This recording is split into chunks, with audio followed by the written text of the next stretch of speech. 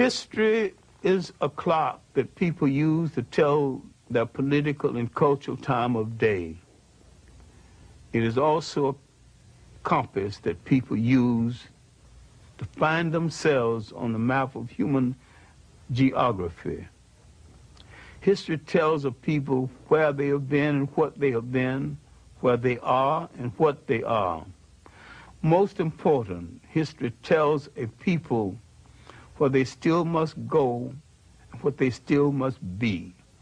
The relationship of history to the people is the same as the relationship of a mother to her child.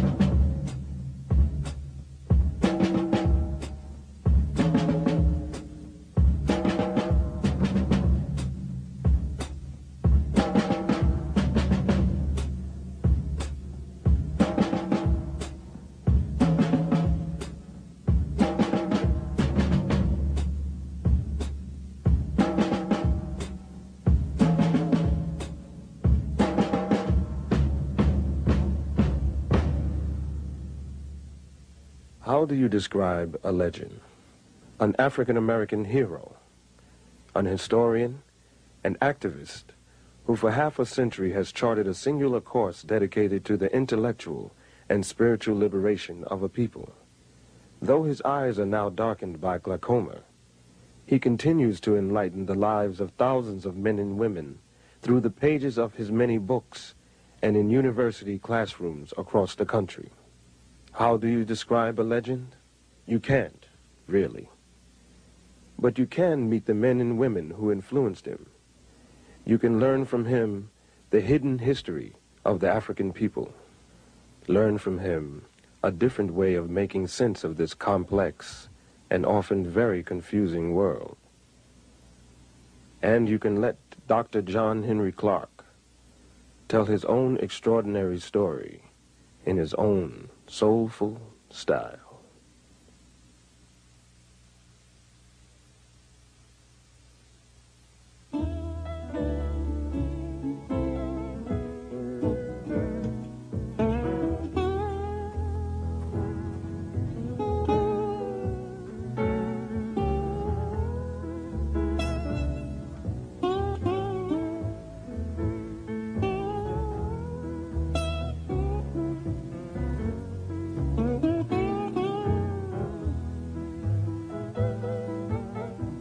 I was born on Sharecropper Farm in Union Springs, Alabama, New Year's Day, 1915. That was a great feast day in our family. And because my mother was the favorite in the family and I was late arriving, she said that nothing would be killed in this family until my child is born. And I didn't arrive until 3, and everybody was hungry. The feast had not started, and I wasn't exactly welcome. They never quite forgave me for that, holding up the feast. My early schooling was in one-room schoolhouse that we called Miller's Hill School. When we moved slightly out of the city, I was chosen to go to city school. Officially, I never finished high school in the formal sense until later years. In fact, I taught 2 generations before I took time out to get my BA, my master's, and my PhD. And I have it all now, but I'm principally self-trained. My university was the public library and well-chosen second-hand bookstores. So while I grew up poor, I grew up in a very rich environment, culturally rich. I grew up with a whole lot of love and affection, a lot of lap time, and a lot of slap time too, because I wasn't permitted to get away with too much. Miss Evelina Taylor is my 5th grade teacher, and she might be the foundation teacher in my life. In addition to teaching me basic good thinking and good conduct, she called me into her room during her lunch hour one day and told me to stop playing the fool because I was playing the fool just to get accepted. And she said, it is better to be right and march into hell than to follow a bunch of fools into heaven.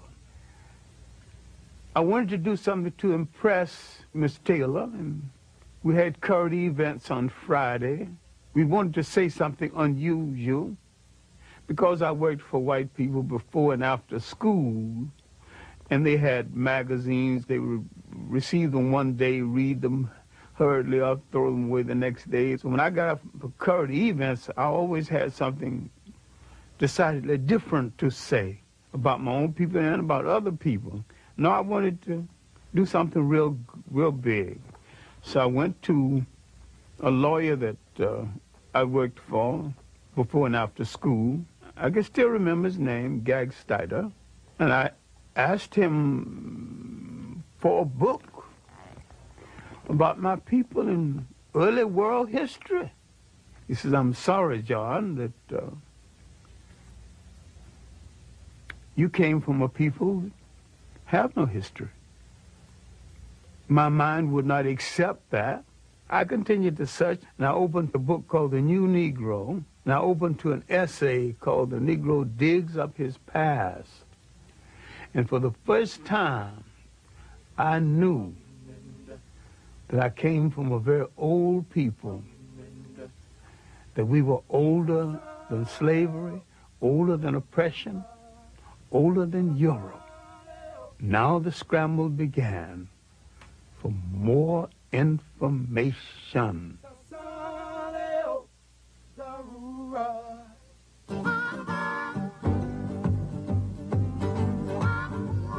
During the disaster years of the Great Depression, Americans in huge numbers take to the rails.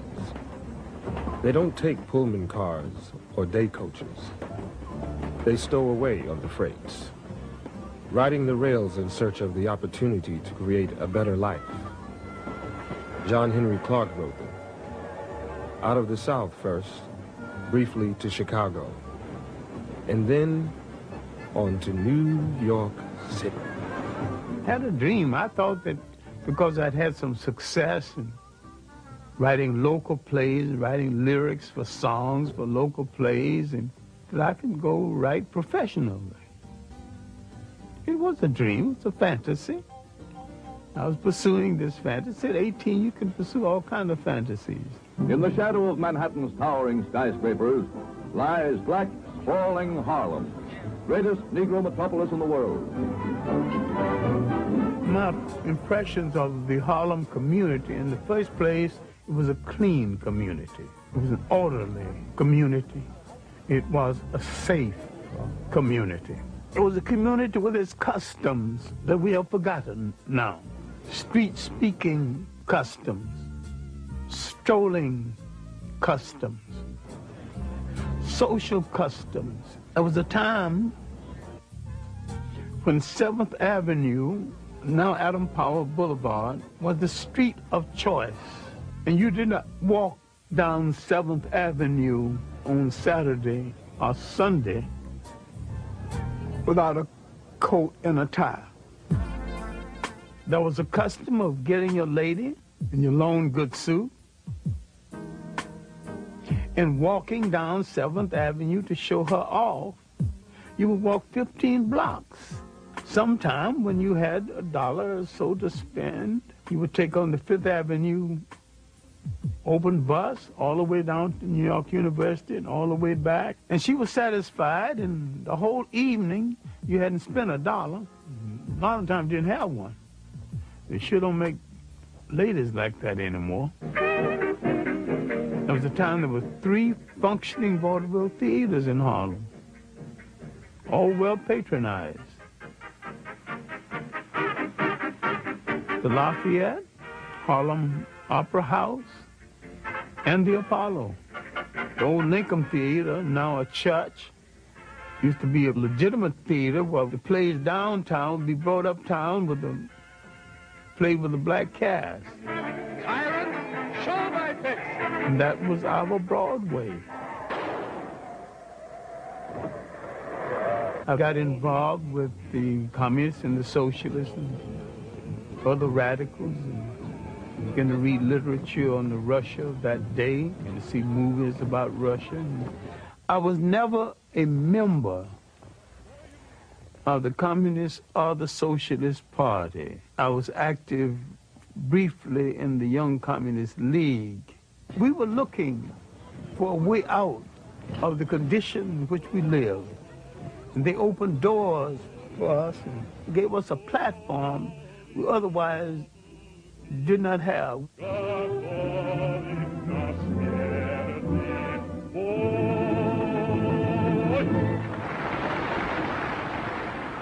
Paul Robeson was the one artist who made the great sacrifice based on commitment. And that commitment is that an artist is supposed to use his or her art to change the society in which they live.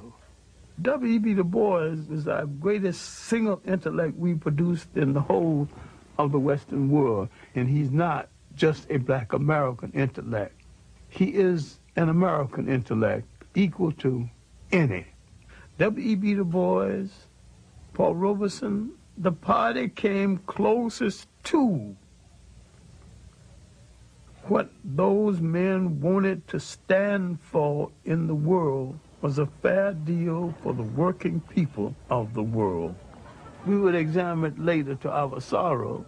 We were in an argument between not a liberator and an oppressor, but 2 oppressors with different techniques and methodology of oppression. In the final analysis, Russia did not want us to be free any more than the United States and England and the imperial powers, but they wanted us under their domination. I never thought the left movement, communists or socialists, made any serious study of the history and the background of the African people of the world. And they had a preconceived notion of us that had nothing to do with our reality. And these African communal societies, where each got according to his needs, were not copied from Europe because they existed before there was a Europe. In these societies, based on the concept of the family and the community, everyone in the society had a responsibility. And in these societies, there was no word for jail because no one had ever gone to one. No word for orphanage because no one had ever thrown away any children. No word for old people's home because no one had ever thrown away grandma and grandpa. And while I had some admiration for the conclusion of Karl Marx, I dare to say he was a political opportunist and a Johnny-come-lately because he was rehashing something that was in the world before the first European wore a shoe or lived in a house that had a window. During my early years in Harlem in the 30s, my writing consisted mainly of poetry, short stories, and little essays on aspects of history. The Harlem Renaissance writers, of course, influenced me. I knew Claude McKay. I knew Langston Hughes. I knew Richard Wright before he had published Native Son. I knew Wallace Thurman, O'Neill Larson, Jesse Fawcett. I found a Pan-Africanist consciousness in a Langston Hughes and to some degree in a Claude McKay. But the rest of them were rather parochial. Finally, I got to meet Arthur Schomburg. Arthur Schomburg, mentor to 2 generations of African-American scholars. The legacy of this Puerto Rican-born historian is the world's definitive institution of its kind, Harlem's Schomburg Center for Research in Black Culture. I went down the 135th Street Library, and he was on the 3rd floor, and I asked, very humbly, asked the librarian, do you know anybody who would give me a letter to see Arthur Schomburg? And she said very sharply, you know, impatiently, because she was short of help, you just have to walk up 3 flights. I walked up 3 flights, and there Arthur Schomburg was holding down the desk, being 18 and rash. I wanted to know the history of African people of the world. Henceforth, right now, within the hour, his lunch hour, all of it. He said, sit down, son. What you're calling African history and Negro history are the missing pages of world history. Then he said, son, go study the history of your masters. Go study the history of the people who enslaved you and find out why they found it a necessity to remove an entire people from the respectful commentary of the history of the world. Well, my earliest impressions of them was a people in power who intended to stay in power. And I began to wonder why they had so much and other people had so little, and why everybody I knew worked harder than they. Who made this arrangement? I studied European history and world history. Now, when I went back to Schomburg with some knowledge of background of European history, now he began to show me how to study African history. Arthur Schomburg taught me the interrelationship of African history to world history. Willis N. Huggins of the Old Harlem History Club taught me the political meaning of history. And from the lectures of William Leo Hansberry of Howard University, I learned the philosophical meaning of history. The most valuable lesson I've learned is that when you address a people by their right name, that name must relate to land, history, and culture. All people go back to the geography of their original origin and identify themselves, no matter where they live on the face of the earth. We have overused the word black because black tells you how you look, but it don't tell you who you are. You can call an Italian white, but that don't tell you anything about him. We are the only people who seem to have lost that all essential trait of geographical and historical reference.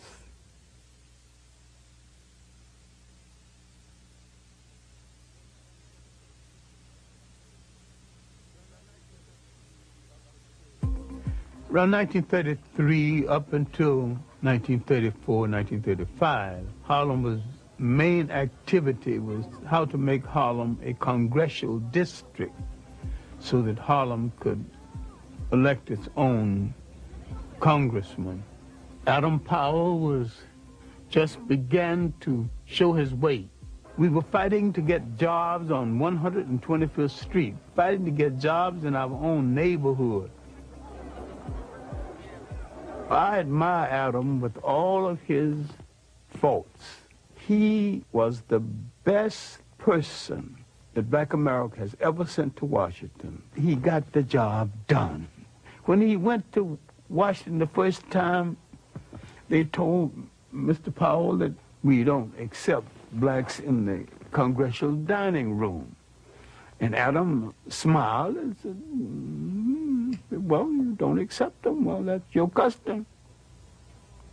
The next day, Adam got the tallest and the meanest looking and the blackest of the blacks he could find and marched them into the congressional dining room as his guest and got away with it.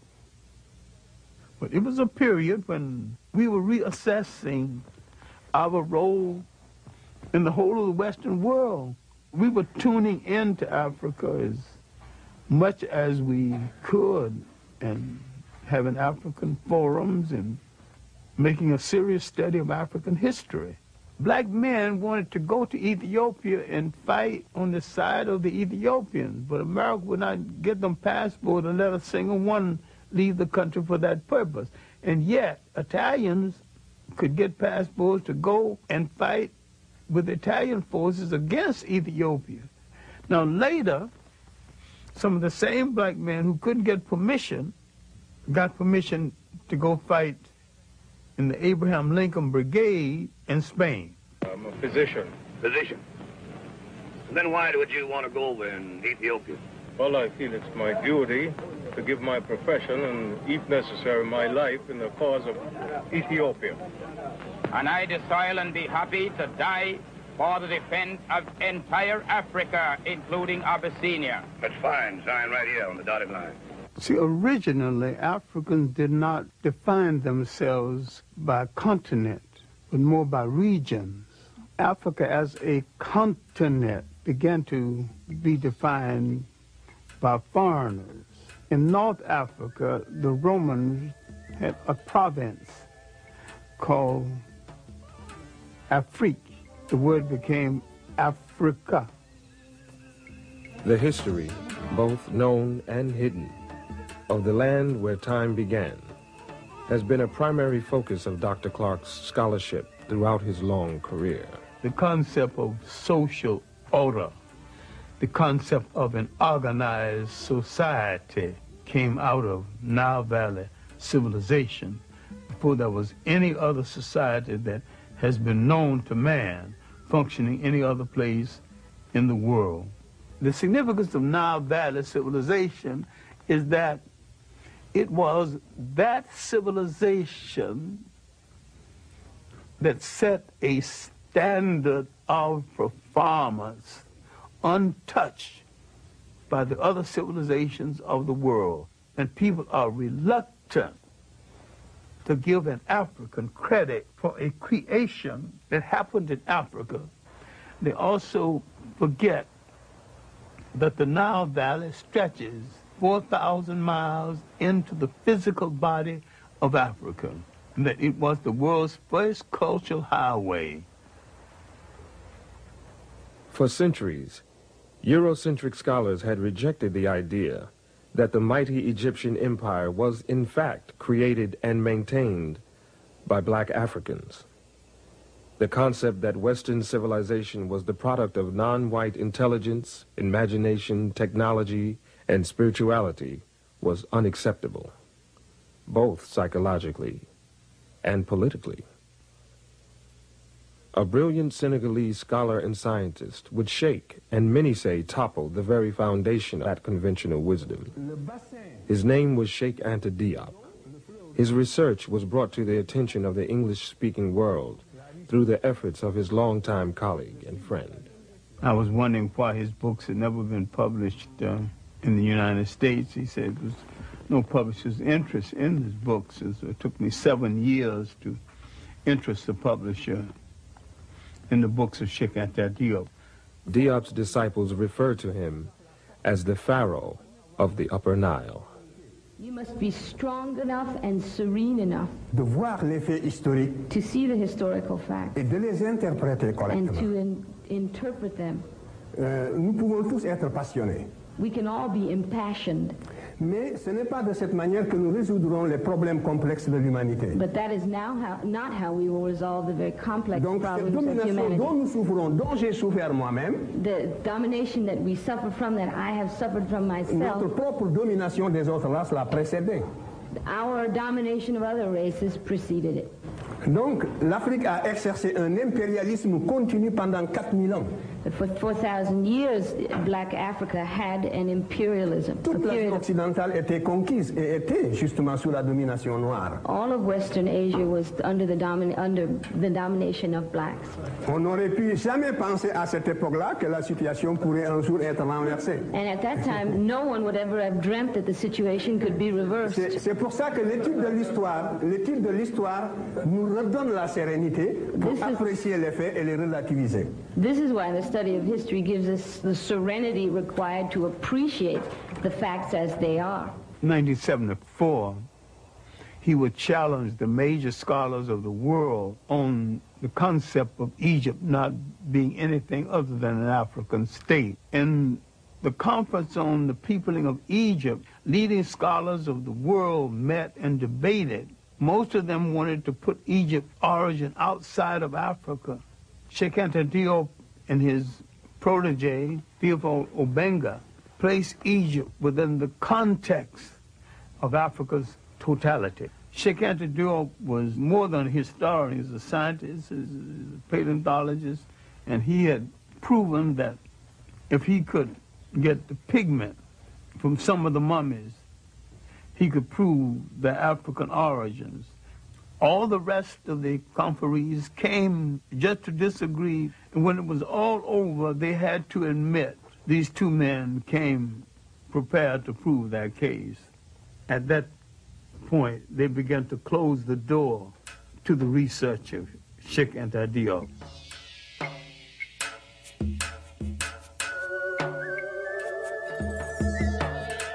From the first dynasty to the invasion of Nile Valley, that was the first golden age. And from the third dynasty came the great multi-genius Imhotep, the real father of medicine, who lived 1,800 years before the Greek who's called the father of medicine. And when we read the biography of the Greek, he says, I am a child of Imhotep. And from the 18th dynasty came the world's great social reformer and maybe one of the world's first deities, Akhenaten. He thought so much of life he would not crush a flower. He outlawed warfare. Spirituality was a part of the total life of the people. Before the coming of the Europeans, the African was very religious. The step pyramid was originally built with a temple at the top where you can go up and pray. This relates not just to the glorification of a pharaoh, but the spiritual outpouring of a people. This is what made the civilization of the Nile so great. At the same time that Egypt was in its 24th dynasty, Europe was just emerging from its pre-literate past. The first show of European intelligence was a book called The Odyssey and the Iliad. That's about 850 B.C.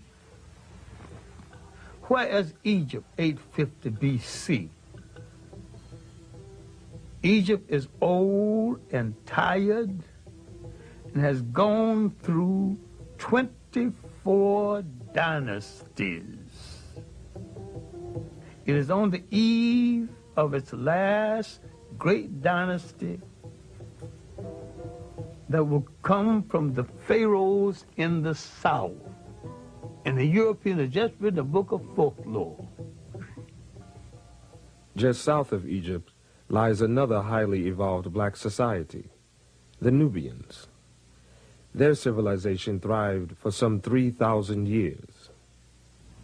I call the 25th dynasty the one dynasty from the south that moved up north and to tell their cousins, the Egyptians, how to rule a nation one more time.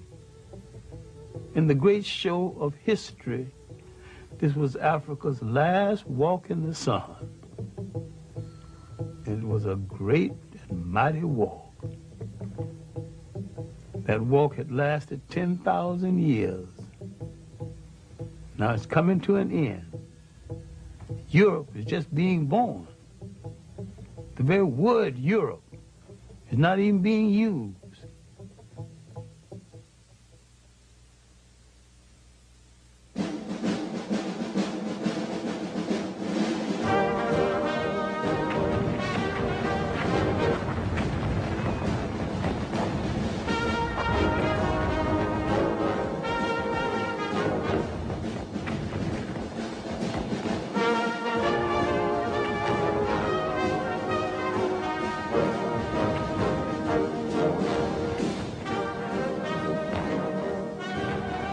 I was drafted to the Army in September 1941. I can say with certainty I was probably one of the best clerks, one of the worst soldiers the Army ever had. I couldn't shoot, didn't like the hot sun, didn't like to go on those all-night trips, but I was a wizard at administration. I made sure my men got what was due to them as soldiers and men. Not as black men, but as soldiers and men. After I returned from the Army, it was not so much as finding myself again as a Pan-Africanist, but redefining myself as a Pan-Africanist. Remember, we had participated in a war that we were cynical about in the first place, and having participated in this war on a Jim Crow basis, getting out of the war, and there wasn't the employment that we had hoped would be there, I began to think more and more about the fact that African people would have to depend on themselves. Pan-Africanism would be perceived as a way to end African dependence on colonial masters, a way to create free and independent nations, a way to transfer the continent's immense riches from the hands of invaders into those of the indigenous people of the land. I began to define Pan-Africanism as the building of an African world community, the union of African people in different parts of the world, the African population in India and the Pacific Islands, the African population in the Caribbean, and Brazil and South America. And I was looking to the fact that we number 1 billion people on the face of the earth. If you put them all together and they did one thing in unison, even if it was wrong, it might alter the world. Africa has always been and still is the world's richest continent. Africa has always had things other people wanted, thought they couldn't do without, and didn't want to pay for. So therefore, there's always been an excuse to invade Africa. Alexander's invasion was the first purely European invasion of Africa. Everything that had happened in Egypt and in Africa before 332 BC was something that no European had anything to do with. Now we see the beginning of European occupation, and we see it as aggression, not bringing civilization, but destroying civilizations that it did not understand. The uninvited arrival of European armies in the Upper Nile Valley signals the beginning of the end for the highest civilization the world had known. The conquerors, quite literally, changed the complexion of the conquered. Now you're beginning to get a mulatto-sized population that a whole lot of people keep misinterpreting as white.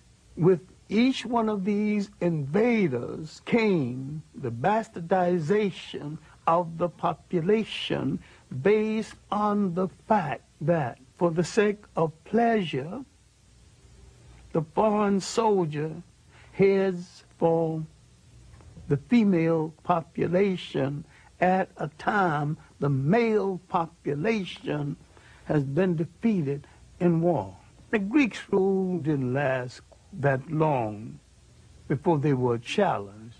An ambitious and well-dressed bunch of thugs across the ocean, not very educated, but they could fight like hell, called Romans, began to have ambition for the trade in the Mediterranean.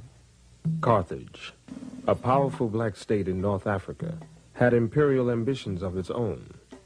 By the 3rd century BC, its forces had crossed the Mediterranean and established a large province in Spain. The military commander of Carthage had apprehensions about his Roman neighbors and warned his son to keep a watchful eye. Hannibal's father, he would point across the ocean and said, there's some evil people over there. We better bring the war to them before they bring it to us. Hannibal never forget. Hannibal is only 26 when he takes charge of the army. He launches an audacious military adventure, leading his men and their elephants over the Pyrenees Mountains into France, then pointing them across the Alps, boldly, toward Rome itself. Heavy casualties, overextended supply lines, and defection of allies drive Hannibal off the soil of southern Europe. He retreats back home to Carthage. The Romans have made a mission, almost a cult, out of the destruction of Carthage. They would meet each other in the mornings. Good morning, Roman citizen. Carthage must be destroyed. Yes, of course, Roman citizen. Carthage must be destroyed. Rome's legions clash with Hannibal near Zama. His troops are defeated. Hannibal is sent into exile. His once mighty nation becomes another colony of Rome and an administrative center for their empire. Now, the Roman Empire internally was not very rich. Africa became the breadbasket for the Roman Empire. And except for Africa, the Roman Empire would not have been able to sustain itself. Now, the Roman presence in North Africa is going to force into being one of the great events in human history. Roman taxation, Roman oppression would cause people to turn to new gods and question old gods, to turn to a story about a God who comes forth to rescue them. Now, they would draw from African folklore the story of the child in the manger. And what am I saying? Later, in retrospect, he was referred to as Jesus Christ. Now, you can argue about the coloration of Christ if you want to, but I can sell that very quick and we can go on to the next subject. Was he a Roman? The answer is no. Was he a Greek? The answer is still no. These were the only European types in that part of the world at the time. If he was neither Roman or Greek, he was one of those other people. And all of those other people were non-European and non-white. And he came from the other people. During that time of Roman dominance, Africans hold high military and administrative posts in the empire. The Romans and the Greeks had no color prejudice comparable to the kind of prejudice we would know later on. Otherwise, why would 3 Africans become emperors of Rome? Why would there be 3 African popes. Finally, Constantine decided to make Christianity the religion of the whole of the Roman Empire. Now we're coming to the critical period when the Roman domination of the church so corrupted the church, the Africans began some disenchantment with the Roman interpretation of Christianity. Constantine calls a council of bishops and priests at a place called Nice. It's the Nicene Conference. It is at this conference that the European created a European concept of Christianity. It was at this conference that they began to take the African saints out of the literature of Christianity.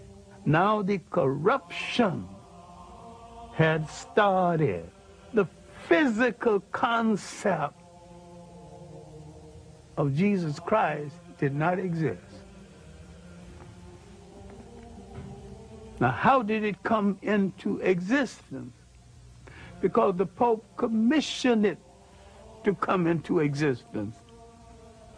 Michelangelo painted the picture using one of his relatives as model. And that picture, one of the finest pieces of propaganda ever projected in history, has changed the minds of millions of people as who's supposed to represent God, whoever he or she is, and I have no problem with the she. Spirituality is a way of accepting the fact that there is a spiritual force in the universe larger than all of mankind. But someone had to come along and invent a word called God. Then someone had to say of another God, and say, mine is better than yours. And someone had to create faith. Someone said, I have the true faith. Religion is the organization of spirituality into something that became the handmaiden of conquerors. Nearly all religions were brought to people and imposed on people by conquerors and used as the framework to control their minds. My main point here is that if you are the child of God and God is a part of you, then in your imagination, God's supposed to look like you. And when you accept a picture of the deity assigned to you by another people, you become the spiritual prisoners of that other people.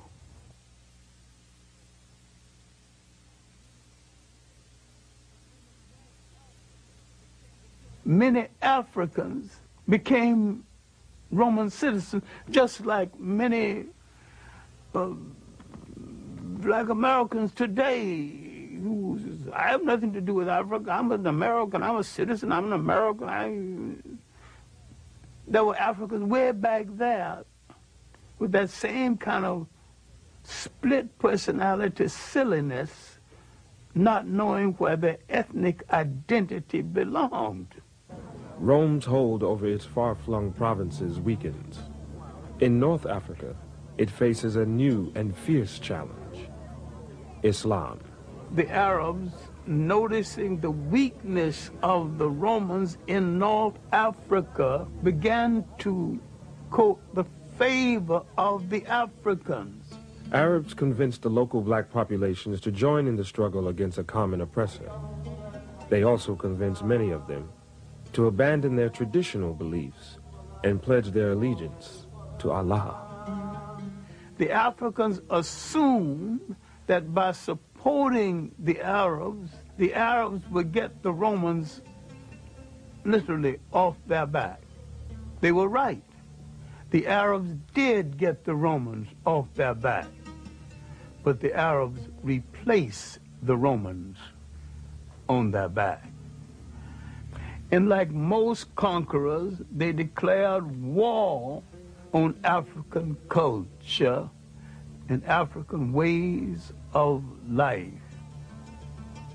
The Arab has always been a propagator and a defender of slavery. They've always rationalized slavery based on Islam. I do not think any religion sanctions slavery. And anytime you use a religion to sanction slavery, you're misusing that religion and misusing the Word of God. Well, the Christians did it, and the Arabs have done it, and the Hebrews have done it. It's not right in any case. Islamic armies, their ranks dominated by African converts, defeat the Romans and push on to the continent of Europe. In the process, they capture Spain. There, the Africans and Arabs create a rich, cultured, and powerful empire. So powerful, it endures for 500 years. The achievement of the Arabs at this time is they have driven the Europeans out of the Mediterranean. The European now must go back into Europe. They have no empires, no great connections outside of Europe. And because of this, they ultimately would go into a period called the Dark Ages. People are confused because when the European mentioned the Dark Ages for him were not the Dark Ages for other people. Concurrent with his Dark Ages, the African had his third golden age. As Europe suffers, three great kingdoms are emerging in West Africa: Mele, or Mali, Ghana, and Songhai. These were lands of enormous wealth, generated by their control of the trade routes across the Sahara and the abundance of their gold mines. The kingdoms were known for their benevolent governments and their great respect for learning. For a while in history, there were only two great universities: the University of Sankore at Timbuktu and the University of Salamanca in Spain. And the African was solely in charge of the one at Sankore and part in charge of the one at Salamanca. The Arabs had to some degree institutionalized the practice of African slavery. The Europeans internationalized it.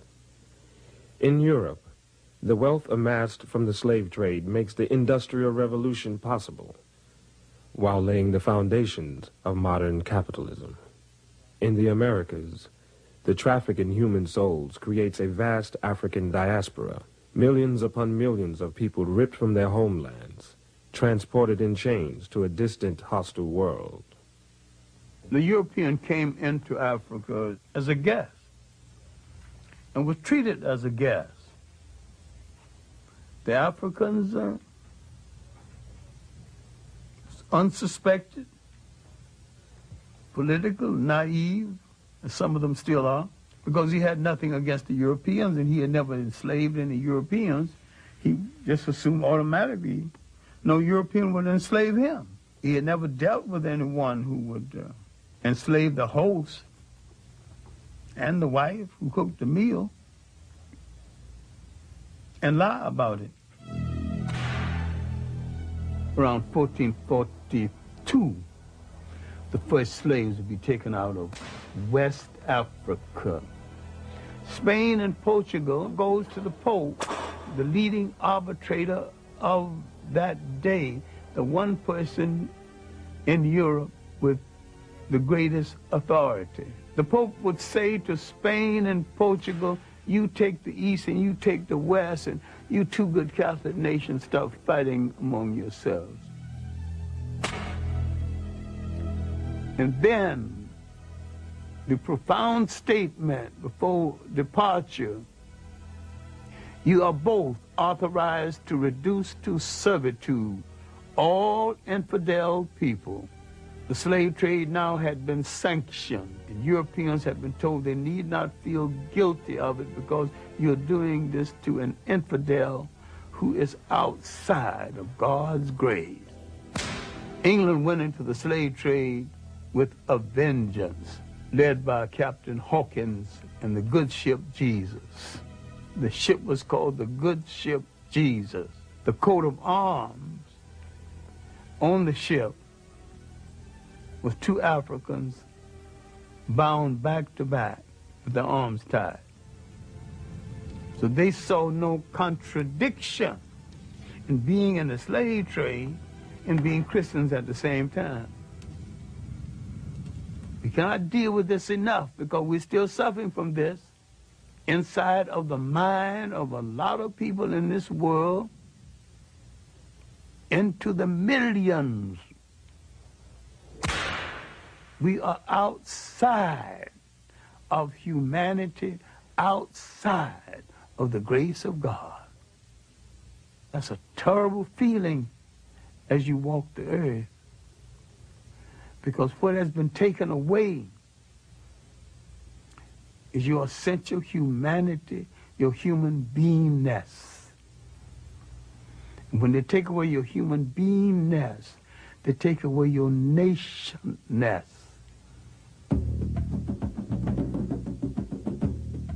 Early in the 19th century, the concept of slavery began to yield to the concept of colonialism, a more sophisticated form of slavery. Slavery as a system became unwieldy, and besides, there's a point where it was saturated. Everybody who wanted a slave had one, who could afford one. The European nations of size that did not have any portion of Africa began to grumble. At the Berlin Conference, 1884 and 1885, the European powers of substance who did not have any part of Africa now were given some parts. Africans did not fall at the feet of the European invaders. They fought fiercely, bravely, and continually. Anti-colonial wars started up down the coast of West Africa and parts of inner Africa and in the Congo. There was armed resistance. The Zulu wars lasted from the 1650s when the Boers arrived to the last Zulu war was 1906. In Ghana, the Ashanti wars lasted from early in the 18th century to the last Ashanti war led by a woman, Ye Asantewa, in 1900.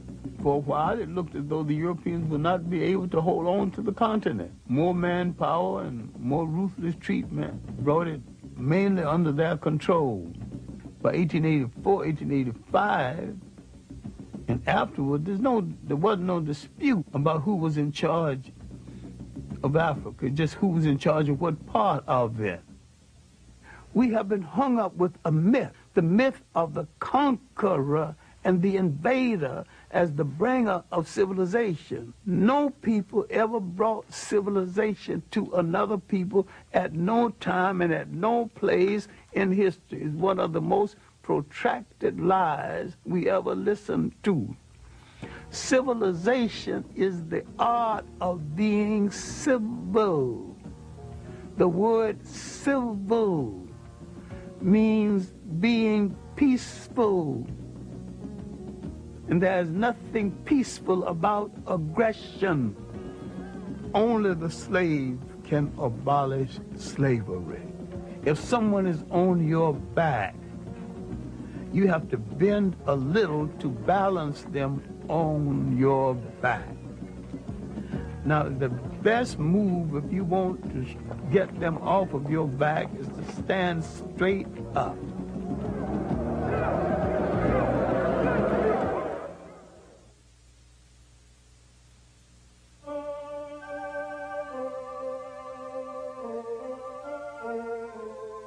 There's something about an island, a body of water, creates a special kind of dreamer, because they did not know where they came from in Africa.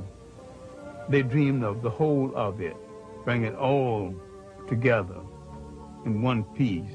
The seeds of Pan-Africanism, planted in the United States during slavery years, later flourish in the fertile soil of the British West Indies. Trinidad produced the three greatest Pan-Africanists: H. Sylvester Williams, C.L.R. James, and George Padmore.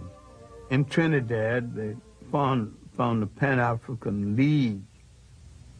H. Sylvester Williams would eventually call it Pan-African.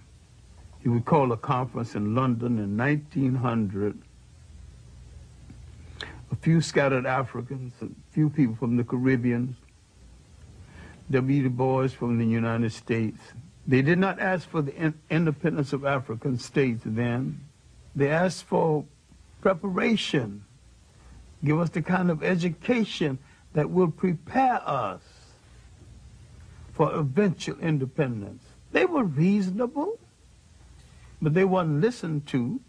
And yet the conference made some kind of impression.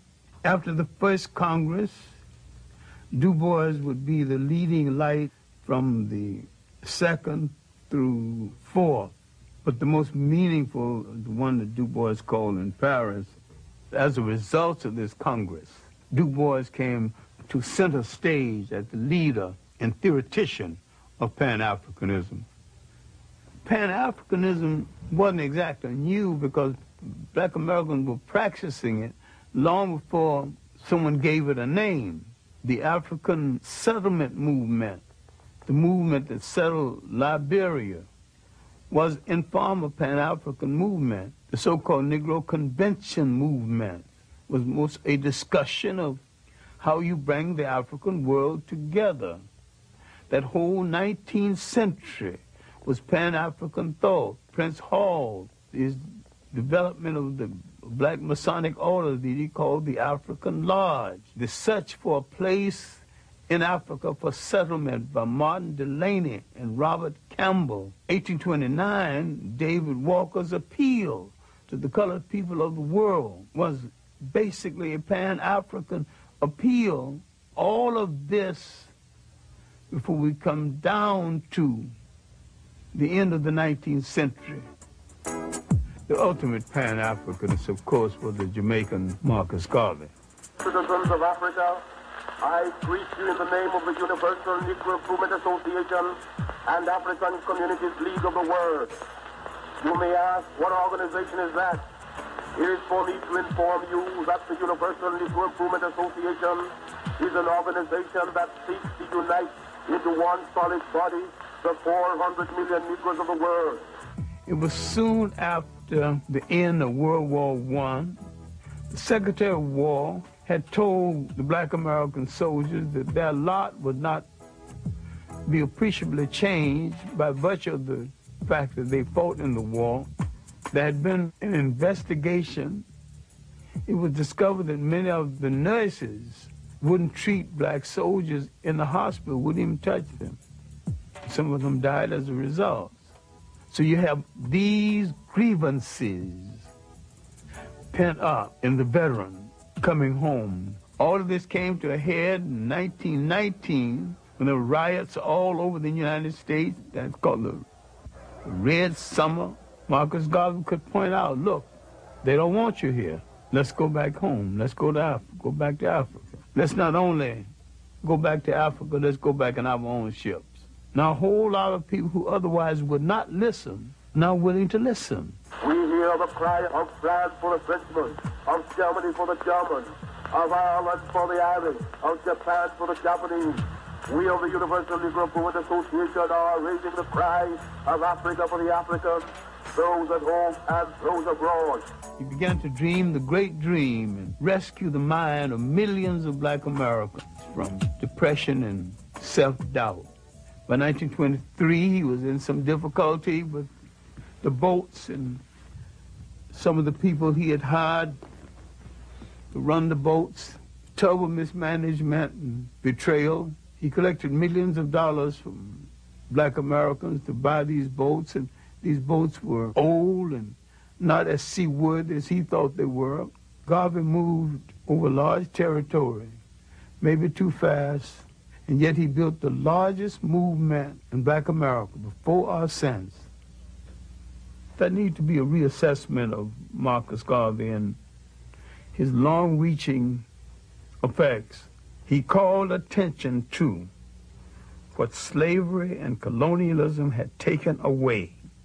They took away a concept essential to all the people in the world. They took away the concept of state management and state maintenance. Once you are taken from the geography of your origin and forced to live in a state designed by others, you're still the slave to the man who's astute enough to control a container called the state. The cannons of World War II were barely cold when Africans met in Manchester, England. They were prepared to claim that container called the state for themselves. The Pan-African Congress of 1945, now you have the one thing you did not have in the rest of them. You have Caribbean scholars, African-American scholars, not a whole lot, and Africans themselves are now participating. We're not talking about Africa out of the presence of Africa. Now you're talking about Africans with the Africans on the scene. One African being the co-convener of the conference, Kwame Nkrumah. Out of that fifth Pan-African Congress came the mentality, the basic planning to rule and to take over a nation. The others were saying, give us the education. At the fifth Pan-African Congress, they said, we got the education, we got the manpower, we want to rule now. The people of Ghana resisted British rule from the very beginning. In March of 1957, they become the first Africans to win their freedom. Kwame Nkrumah was ready to rule. When I knew Nkrumah in the Harlem History Club days, my impression of him was not as the future head of state, but as an African who's going to go back and make a major contribution to his nation, and he was a committed African.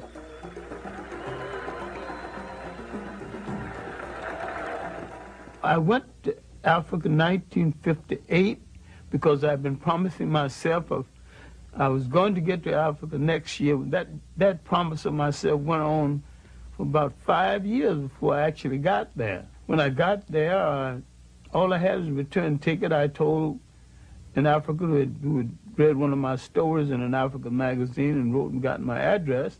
I said I was coming to Ghana, get me a place in a hotel for a few days, and he didn't even go to a hotel, he didn't even try. He took me to the slums of Accra, and I lived right there with him.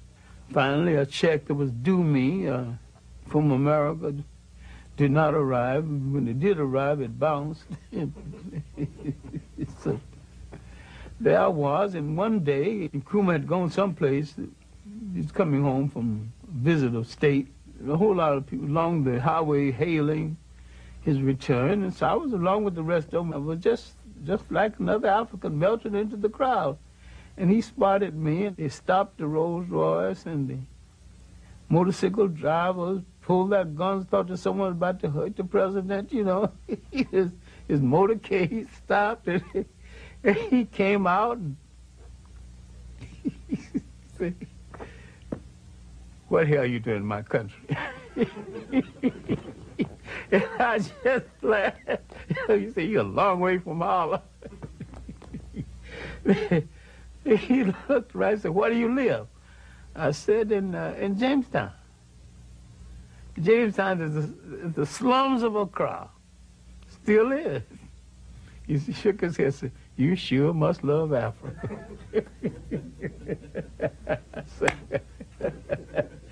Finally, he headed back to his car, and he turned back to me. He said, you know what I'm going to do for you? I told him I didn't have any job, and my check had bounced. I didn't even know how I was going to get home. I'm going to put your Harlem behind to work. And he gave me a job. Working on his newspaper, the Evening News. The significance of Ghana's independence at that time is that it gave spirit to the whole of the African world. It was a major impact on black America because it came at the time the civil rights movement was reaching a crescendo, a great height. His first vision of Pan-Africanism was the physical unification of Africa. And he said that Ghanaian freedom won't mean anything until the rest of Africa is free. So the spirit of Ghanaian independence would create a light of hope in the rest of Africa. And this is what Kwame Nkrumah was trying to build. This is what the intelligence services of the United States, England, and France had to destroy to keep the example of Ghana from emerging. What went wrong was our misunderstanding of what a state consists of and the responsibility that goes into holding one together. And our dependence on our colonial masters more than we anticipated. We who had longed so much for power, we wanted power, power. When we got close enough to touch it, we realized we hadn't even decided what we're going to do with it once we get it. I want to take this opportunity to welcome again to the United States, which he knows so well, the first citizen of Ghana, President Nkrumah. I was in the anti-poverty program in Harlem, and when Nkrumah came and spoke at the United Nations, I got the picture and showed it to them, and I got the speech.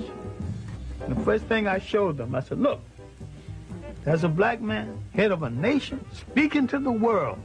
He got coarse, nappy hair. He didn't apologize for it. He said, here I am, African and black and bold and powerful and head of a nation. And I got something to say to you, and this is what I got to say.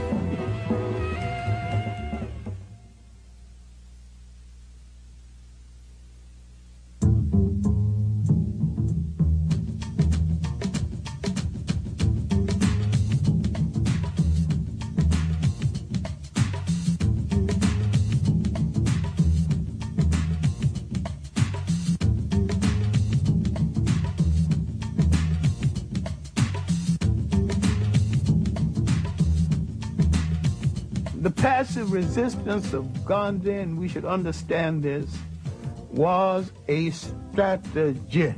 I regard myself as a soldier, though a soldier of peace. I received the inspiration to carry on in the nonviolent tradition from Jesus of Nazareth and the operational technique from Mahatma Gandhi. The passive resistance of the civil rights movement was sold as a way of life. A strategy is never a way of life. A strategy is something you use the same as you use an orange. When the juice is gone, you throw it in the garbage can. And Mahatma Gandhi was an East Indian nationalist, but a very skillful politician. And he always had a violent alternative waiting in the wing just in case his nonviolence didn't work. Today marks the beginning of a determined, organized, mobilized campaign to get the right to vote all over this state. I think Dr. Martin Luther King was the spiritual leader of the black movement, of the civil rights movement, and probably one of the finest theologians that we produced in recent years. He was a dreamer, and yet he was a committed man to struggle, and he made great sacrifice within that struggle. I had some strong disagreements with him. I never thought that we should be locked into the concept of nonviolence as a way of life. I was perfectly willing to use it as a strategy. I think we should be slow in criticizing Martin Luther King. He was brave enough to put his life on the line for what he believed. We are still here talking. That's proof enough of his bravery over ours.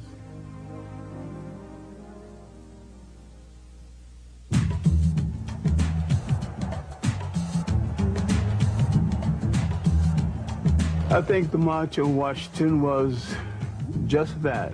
It wasn't a march on Washington, it was a march in Washington. I don't know of any sweeping achievements that came out of it. It was a great ceremony. I'd be hard-pressed to identify the substance. I happen to think we've gotten enough mileage out of marching. It was a great ceremony. It was a great rehearsal for a show we did not put on the road. For a time, we had the attention of the world. Between the Civil Rights Movement, the Caribbean Federation Movement, and the African Independence Movement, we had the attention of the world, and there were people, though they hated our guts, they were willing to make concessions to us based on the fact that we were ready to handle power. We made too many speeches and didn't do the necessary work, the unglamorous off-camera work that would have made it possible. That was our great mistake. Ceremony that lacked substance. And that was a voice, loud and clear and analytical. We were fighting to keep from hearing that voice. It was the voice of Big Bad Malcolm X, who had both the national and the international message. One of the reasons that it is bad for us to continue to just refer to ourselves as so-called Negro, that's negative. When we say so-called Negro, that's pointing out what we aren't, but it isn't telling us what we are. We are African, and we happen to be in America. We're not Americans. We are people who formerly were Africans who were kidnapped and brought to America. I met him first in 1958. I know him from that period until his death, and sometimes saw him on a daily basis. I would furnish information on history and background information. I never told Malcolm X what to do, and I don't remember anybody else who told him what to do either. They have studied the tactics and the strategy and the methods of all of the African nations who have emerged and won their independence. And they've seen that the Africans didn't get it by sitting in. They didn't get it by waiting in. They didn't get it by singing "We Shall Overcome." They got it through nationalism. I first met Malcolm at the World Trade Show building. Looked me up and down and said, "I bet you're a swine eater."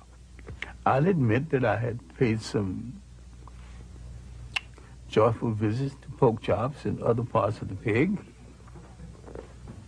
And I said that, you know, Malcolm, if it wasn't for the pig, you and I wouldn't be here arguing about the pig, because some of us would be gone. We would have starved to death. Many times when Malcolm X was prefacing his speeches with the words, "The Honorable Elijah Muhammad teaches us," Malcolm X was teaching Malcolm X lessons over and beyond anything the Honorable Elijah Muhammad ever thought about. You say we are on the road now to a better world because the white man promised integration. This is a disgrace. Mr. Muhammad's analysis is that until the image of the black man in the mind of the black man has been changed, you will always have delinquency, parental as well as juvenile. So his entire approach is not so much to change the attitude of the white man toward the black man, but to change the attitude of the black man about himself. The Arabs and certain powerful groups within Islam really wanted Malcolm on their side. There was a serious attempt to persuade Malcolm to turn on Elijah Muhammad and establish a second Islamic group based on what they considered to be Orthodox Islam. They offered him $3.5 million.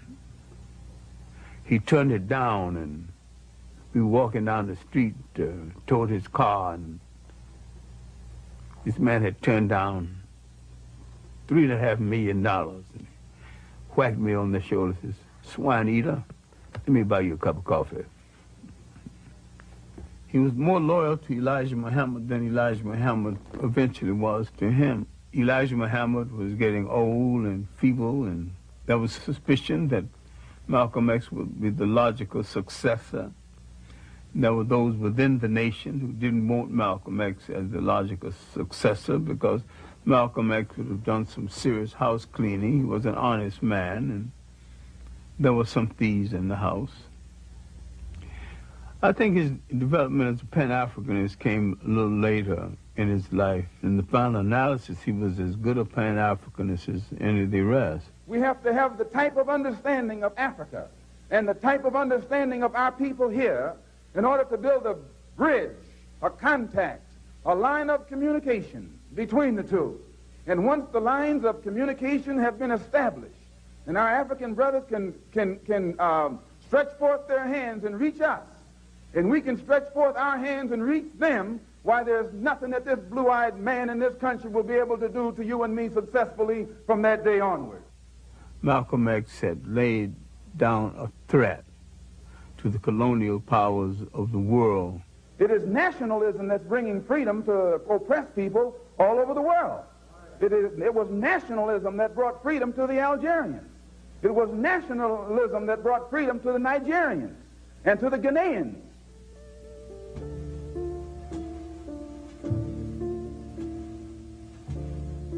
I do not think Malcolm X's murder was a local American thing. I think it was a larger thing than that. I do not think that Farrakhan had anything directly to do with the murder, but I do think Farrakhan is guilty of creating the attitude and the atmosphere that led to the murder. Without Farrakhan, Malcolm X, I think, still would have been assassinated. We were friends from the day we met until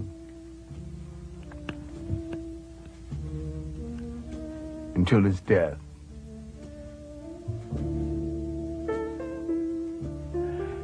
When I got the word of his death, I was in Connecticut.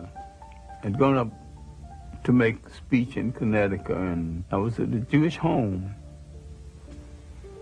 Someone announced that he died, and then someone added, dismissing the whole thing, that after all, he was anti-Semitic. I know the man well enough to know that he really didn't hate anybody. He hated certain things people did. He wasn't a hater at all, and they spoke as though they had the right to tell us who should and should not be our hero. I went into that bathroom, and it was after dinner, and just cried like a child for 15 minutes, and I came out partly composed and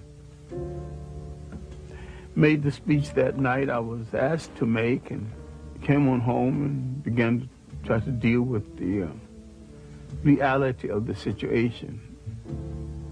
Because to me, Malcolm X was not gone, and he's still not gone in my imagination.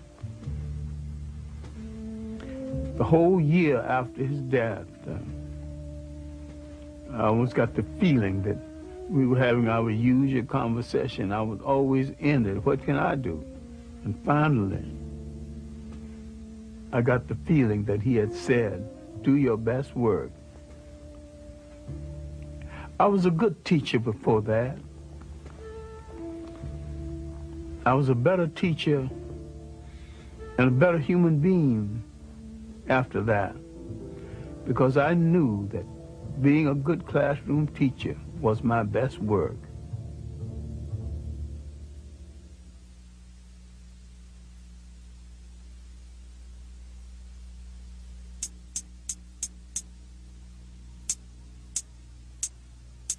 We have to move to a position where we can feel strength and unity amongst each other from Watts to Harlem, where we won't ever be afraid. And the last thing we have to do is to build a power base so strong in this country that will bring them to their knees every time they mess with us. Individuals do not create rebellions, conditions do. Until they begin to adjust themselves to those conditions, rebellions will continue and they will escalate. And to fight for our liberation by any means necessary. It was the beginning of the Black Power movement. It was also the Black and Beautiful movement, moving into second gear. I would like to think that wearing the afro, wearing the African clothes was a move toward Africa. To some extent, it was a form of African consciousness, an African awakening. As a result of it, African people were stimulated throughout the world. But what followed the stimulation? What institutions came out of it? What of lasting value came out of it?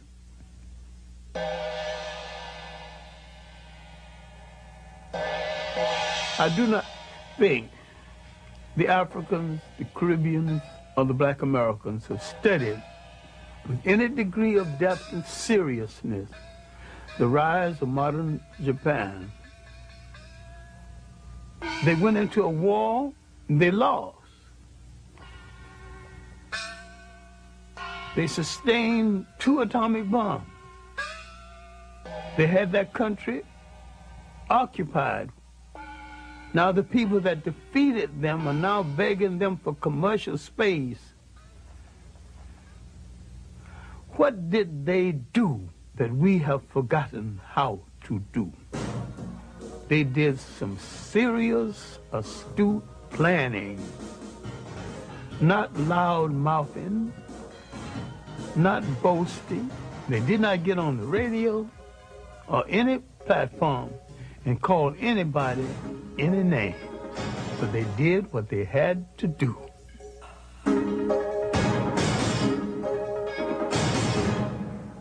If we're carrying out a well-designed program for liberation, if it's written out, any literate person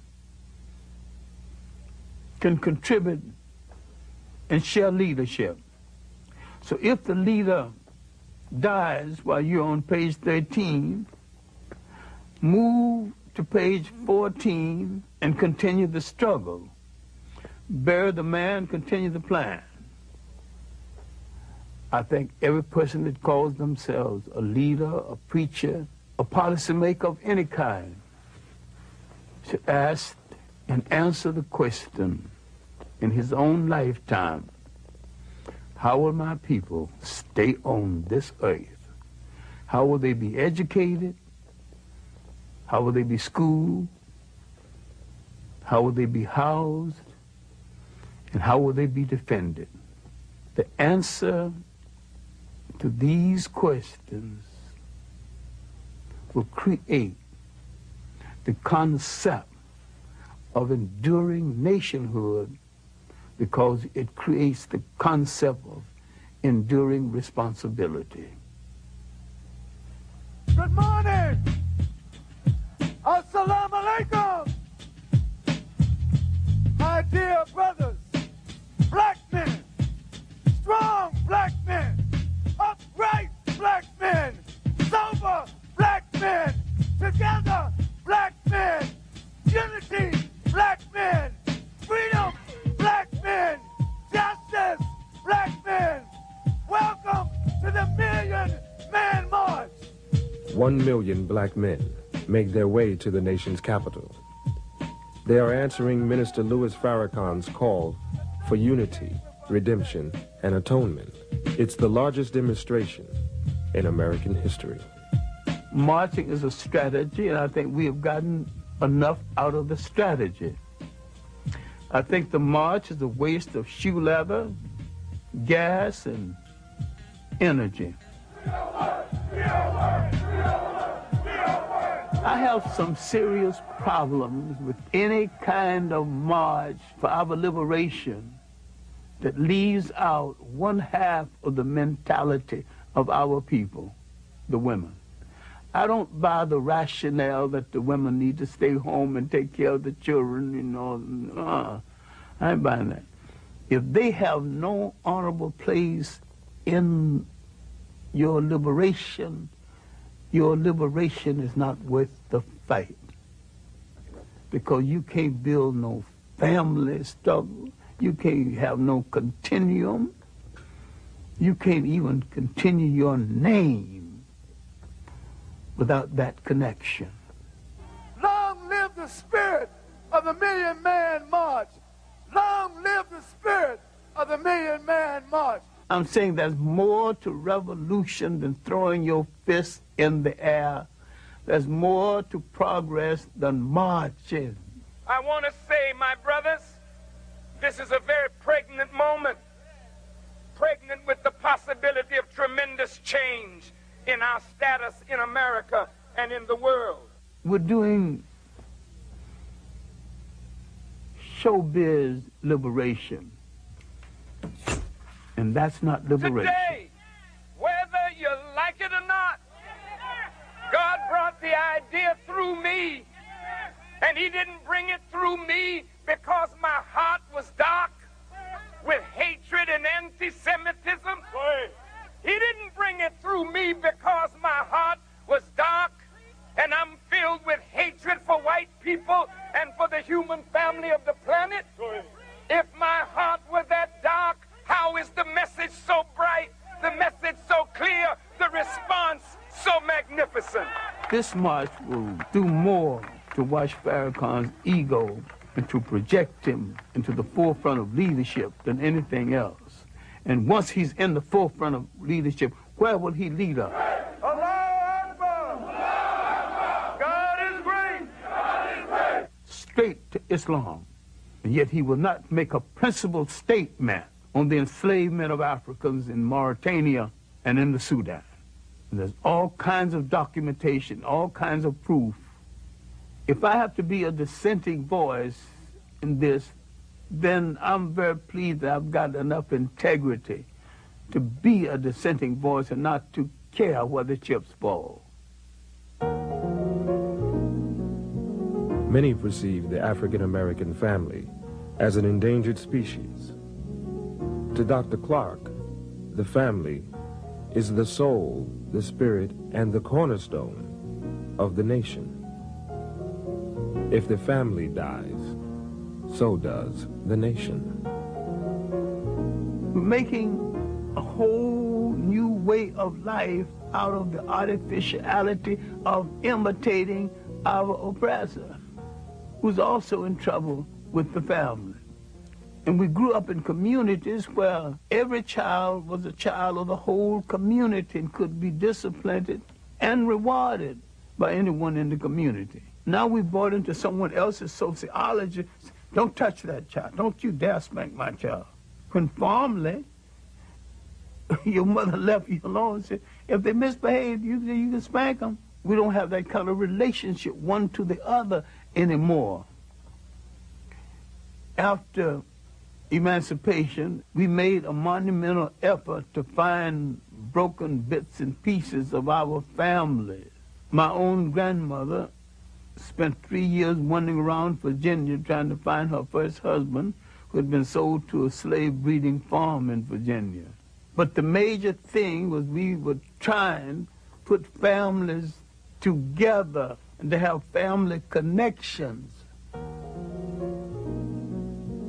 Our new mission of liberation is to put strong families together again, because the family is not only the embryo of the beginning of all that we can call civilization, but it's the beginning of all anyone can call a civilization. Because this is the essential network that leads to nation. There's some common sense things we can still be doing. Our communities are miniature nations. We have to control them. Control the real estate in those communities. Control the education in those communities. You cannot write the history of this nation as though it is only a white nation. It's a multicultural nation.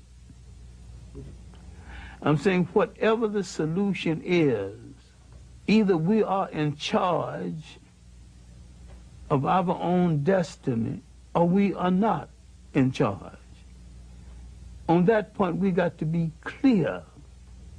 You're either free or you're a slave.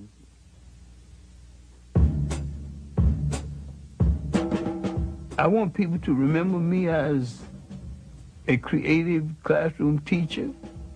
I'm self-educated. I've read more books than most men see in a lifetime. Fortunately, I still remember the better portions of most of them, but I haven't seen the last of my life or the last of my energy. So I decided if you lose your eyesight, increase your insight.